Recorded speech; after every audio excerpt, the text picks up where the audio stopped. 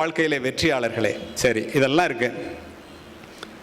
நான் 2 விஷயத்த சொல்லி முடிக்கிறேன். ஒன்று நேரம், ஒன்று ஒழுக்கம். இப்போ இந்த நேரம்னு சொல்கிறோமே, எல்லாருக்கும் 24 மணி நேரம் இருக்குது. இதை ஒழுங்காக யார் பயன்படுத்துகிறாங்களோ அவங்கெல்லாம் வெற்றியாளர்கள். உங்களுக்கு ஆச்சரியமாக இருக்கும். கடந்து போன காலத்தை விலை கொடுத்து வாங்கும் அளவிற்கு பணக்காரன் உலகத்திலே பிறக்கவில்லை. நீ உண்மையிலேயே வாழ்க்கையை நேசிப்பவனாக இருந்தால் எக்காரணத்தை முன்னிட்டும் ஒரு வினாடியை கூட நீ வீணடிக்காதே. பொழுது போக்குவதற்காக இல்லை, பொழுது ஆக்குவதற்காக. எப்போதும் நான் பிஸியாக இருக்கேன் அப்படிங்கிறது அர்த்தம் இல்லை, எதற்காக பிஸியாக இருக்கிறேங்கிறது தான் முக்கியம். இதை ஏன் சொல்கிறேன்னா, இந்தியர்கள் கடிகாரத்தில் மணியை மட்டும் பார்க்கின்றோம். அமெரிக்கர்கள் மணியோடு சேர்த்து நிமிடத்தையும் பார்க்கின்றார்கள். ஜப்பானியர்களும் ஐரோப்பியர்களும் நிமிடத்தோடு சேர்த்து வினாடியையும் பார்க்கின்றார்கள். அதற்கு ஏற்றாற்போல் அவர்களுடைய முன்னேற்றம் அமைகிறது. 6 மாதத்துக்கு முன்னாடி சுவிட்சர்லாந்தில் பேசுகிறதுக்காக போயிருந்தேன். ஜூரிச்னு ஒரு ரயில்வே ஸ்டேஷன். அங்கே முடிச்சுட்டு ஜெர்மனி போகணும். ட்ரெயின் 8:03. டிக்கெட் விலை 57,000 ரூபா இந்தியன் கரன்சிக்கு. 2 பேர், நானும் என்னுடைய மனைவியும். 1,14,000 ரூபா. 8:03 ட்ரெயின் வரும். அங்கே போய் ஒரு பிளாட்ஃபார்மில் இறங்கி மாறணும். வாக்கிங் டைம் 2 நிமிஷம்லாம் போட்டிருக்கான். அதில் புறப்பட்டுட்டேன். நான் காவல்துறை அதிகாரி, உங்களுக்கு தெரியும். இப்போ கூட உங்கள் மீட்டிங் ஆரம்பிக்கிறதுக்கு 10 நிமிஷம் முன்னாடியே வந்துட்டேன். ஆனால் மனைவியெல்லாம் அழைச்சிட்டு போகிறோம். ஒரு 5 நிமிஷம் லேட்டு. எவ்வளோ முயற்சி பண்ணி போனோம், 4 நிமிஷம் லேட்டாக தான் உள்ளே போனோம். போனால் ட்ரெயின் வரலன்ட்டு ஜூரிச் ரயில்வே ஸ்டேஷனில் 2 பேர் உட்காந்துருக்கோம். 10 நிமிஷம் ஆச்சு, ட்ரெயின் வரல. அது என்னடா இந்தியாவை விட மோசமாக இருக்கும் போல் இருக்கேன் நான் நினைக்கிறேன். நேரத்தினுடைய வலிமை, அதுக்காக சொல்கிறேன். 6 அடியில் ஒரு ஆள் வந்தான். ஆர் யூ டிஃபென்ஸ் பர்சனல் அப்படின்னா, ஐ எம் ஏ போலீஸ்மேன் அப்படின்னா. ஆர் யூ அன் ஏஷியன் அப்படின்னு கேட்டான். Yes, I am an Indian அப்படின்னு சொன்னேன். You fellows you are living for the next generation தான். என்னடா அப்படி சொல்கிறானேன்னு பார்த்தேன். என் ஒய்ஃப் சொன்னாங்க, அவன் கரெக்டாக தான் சொல்கிறான்னு. இங்கே உட்காந்துருக்கிற பெரியவங்களுக்கெல்லாம் சொல்கிறேன், வரும்போது கூட சொல்லிட்டு வந்தேன் அவங்ககிட்ட. உங்கள் சம்பாத்தியத்தில் ஒரு 25% உங்களுக்காக செலவு பண்ணியிருப்பீங்களா? நீங்கள் பண்ணியிருக்கவே மாட்டீங்க, உங்கள் பிள்ளைங்களுக்காக தான் பண்ணியிருப்பீங்க. இனிமேலாவது பண்ணுங்கிறதுக்காக சொல்கிறேன். அப்போது ஏன் 10 நிமிஷத்தை வீணாக்கிட்டு உட்காந்துருக்கேன், நான் கேமராவில் பார்த்துட்டு வர்றேன்னு என்கிட்ட கேட்டான்.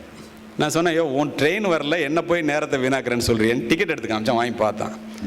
1 மணி நேரத்துக்கு 850 கிலோமீட்டர் வேகத்தில் போகிற புல்லட் ட்ரெயினுக்கு நீ டிக்கெட் போட்டிருக்க. அது நேரம் பாதி தூரம் போயிருக்கியா, நீ லேட்டாக வந்தியான்னு கேட்டான். 5 நிமிஷம் தான் லேட்டுன்னேன். அதனால தான் ட்ரெயினை விட்டேன். 1,14,000 ரூபா போயிடுச்சு. மனைவி அப்படி பார்த்தேன். அதுக்கு மேலே ஒன்றும் செய்ய முடியாது இல்லையா?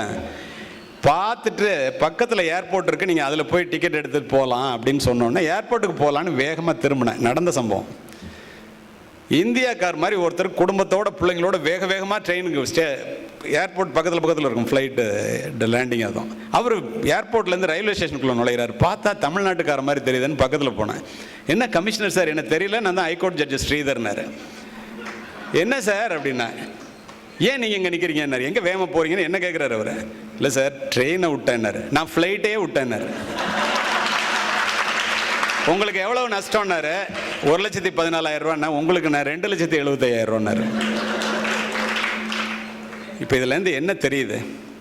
ஒரு மாதத்தினுடைய அருமை குறை மாதத்தில் பிள்ளை பெற்ற பெண்ணுக்குத்தான் தெரியும். ஒரு நாளினுடைய அருமை, ஒரு நாள் அரசு பதவியில் லேட்டாக சேர்ந்து ப்ரமோஷன் பக்கத்தில் உள்ள வாங்கிட்டு போனோம், அப்போ தான் தெரியும். ஒரு மணியினுடைய அருமை பரீட்சை எழுதுறவங்களுக்கு தான் தெரியும். ஒரு நிமிடத்தினுடைய அருமை என்ன மாதிரி ட்ரெயினையோ ஃப்ளைட்டையோ கோட்டை விட்டவனுக்கு தான் தெரியும். ஒரு வினாடியினுடைய அருமை, ஒரு வினாடி கண் அயர்ந்ததினால் விபத்திலே கையையோ காலையோ இழந்தவனுக்கு தான் தெரியும். நண்பர்களே, ஒரு மைக்ரோ செகண்டோட அருமை ஒலிம்பிக்கில் ஓடுற உசைன் போல்ட்டுக்கு தான் தெரியும். அது எத்தனை கோடி என்று நமக்கு தெரியும். உசைன் போல்ட் இதுவரைக்கும் ஓடின நேரம் ஒலிம்பிக்கில் 199 வினாடி. அவன் சம்பாதித்த பணம் $155 மில்லியன். நினைச்சு பாருங்க. இதிலிருந்து நாம் அறிவது என்ன? காலையிலே யாரெல்லாம் படுக்கையை விட்டு சீக்கிரமாக எழுந்திருக்கிறார்களோ அவர்கள் ஒருபோதும் வாழ்க்கையிலே தோற்பதே இல்லை. செருப்பு காலில் கடிச்சா எப்படி தூக்கி எறிவோமோ அது மாதிரி கண் விழித்தவுடன் படுக்கையை விட்டு முழிக்க வேண்டும்.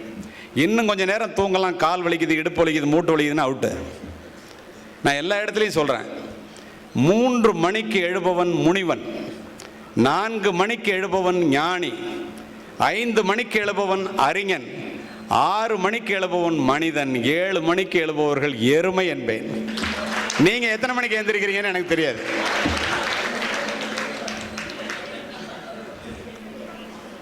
ஒரு கல்லூரியில் இப்படிதான் ஒரு பெண் இருந்துச்சு, கேட்டுச்சு, சார் 8 மணிக்கு எந்திரிச்சா அப்படின்னுச்சு.